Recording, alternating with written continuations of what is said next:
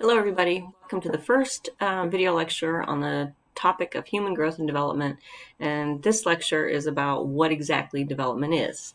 In this first video lecture, I just want to introduce what we mean, what even human development refers to, right? This is a psychology class.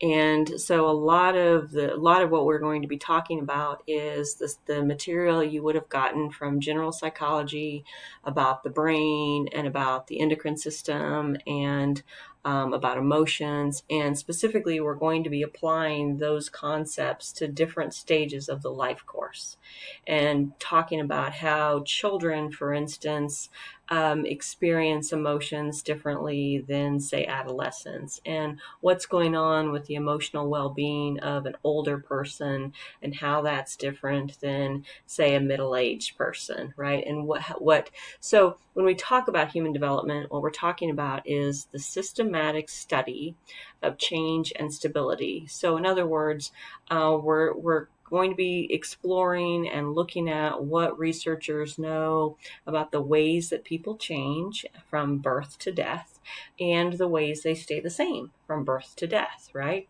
We're also going to be exploring what some of the causes are.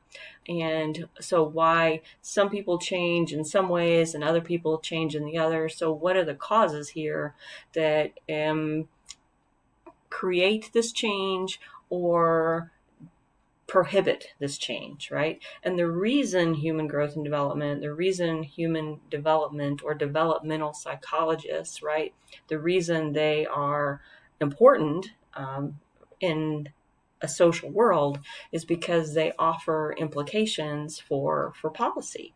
For instance, one of the topics that's mentioned in your textbook, and I certainly remember advocating when I had teenage parents, is the start time for schools. In many school districts, I know this is the case in the school district my children went to, the high school students actually went to school before the elementary school kids. So high school started at like 7:30. They also had a 0 hour, which started at 6:30 or 7-ish or something. But the elementary school kids didn't start till 8:30. Well, what developmental psychologists recognize is that the teenagers, their circadian rhythm, their natural internal clock, starts later in the day. I don't know if you've ever been in a household where there's both elementary school children and teenage children. Small children wake up sooner, like naturally wake up sooner than do older children. So developmental psychologists have advocated, and some school districts I've read about have actually made this change, where high school starts later than elementary school. They flipped it around a little bit. And then, because it's a systematic study, they have collected data and made observations and drawn conclusions that this is actually a good thing, and high school students perform better when they start later in the day, right?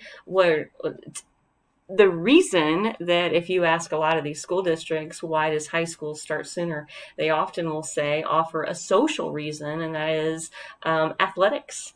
And if we have football practice that goes till 7 o'clock or till 5 o'clock. So again, it's about why did high school start earlier and elementary school started later. Okay. We're going to use, so I've kind of already made reference to this, human development uses what's referred to as a lifespan development perspective.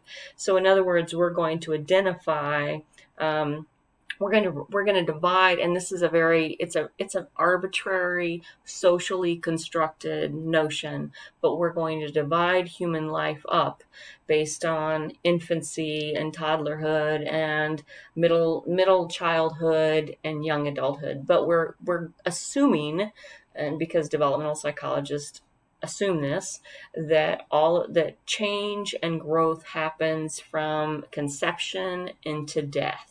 And what's really interesting, if you're interested in studying death, is that death is even thought of as a process. There's not like this moment where there's this moment where society declares you officially dead, but death researchers argue that death is actually like a process. It happens.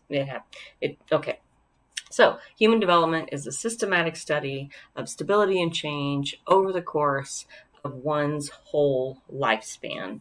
We're going to be talking about, and there is an activity that references these three concepts, so you might just sort of draw your attention to, well, what is referred to as the domains of development. Now, some textbooks will offer 4 domains of development. Our textbook is focusing on 3, and I'll offer those distinctions here in a minute. The point, though, is there are at least 3.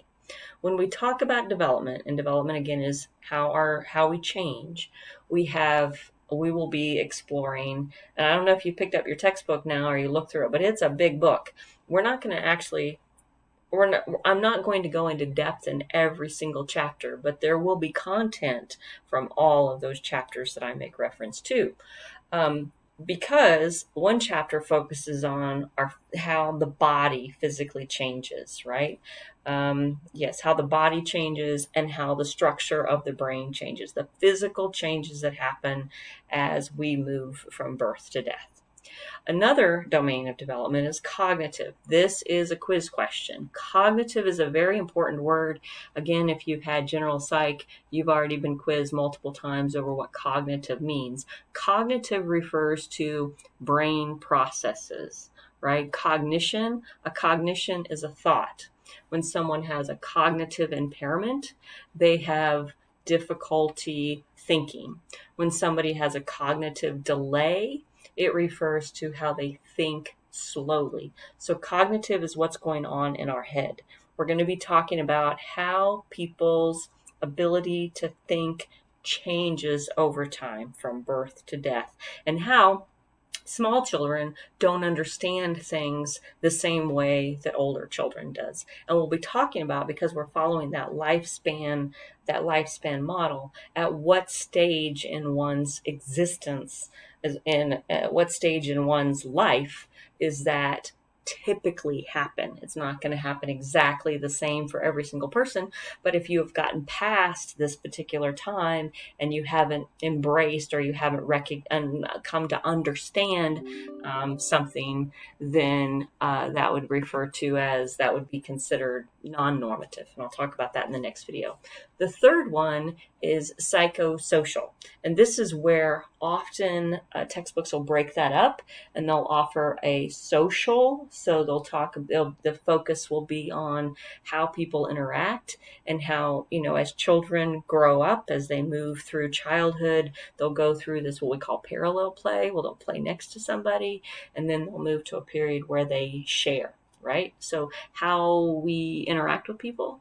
And then the other part of that is the emotional. So sometimes it might be psycho-emotional, socio-emotional, but the point is that how we interact with people and how we emote, right? How we express our feelings.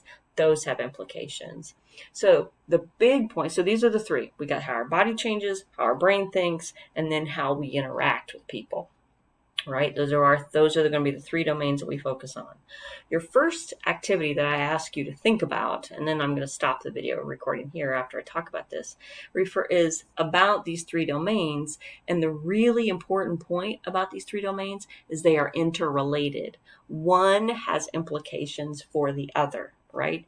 And if your textbook, I think, refers to how it refers to an example of how when a child is missing a bone in their ear, which would be part of their physical, right? When this biological piece in their ear is missing, how that impairs their ability to hear, right? And when we learn speech, we learn our ability to produce speech, which is a cognitive phenomena, when we can hear. So our physical affects our ability to produce speech. Our inability to produce speech makes it difficult for us to understand our environment. When we don't understand the people around us, that interferes with our ability to form social relationships. Our ability to form social relationships probably has implications for how we feel about ourselves and about other people. So a biological thing affects how we think, which affects how we interact. So the first activity I ask you to do is to think about and try to delineate, right, offer examples of how those 3 things are interconnected, the 3 domains of development. And I'm going to stop here And I will pick it up in the next one talking about developmental stages.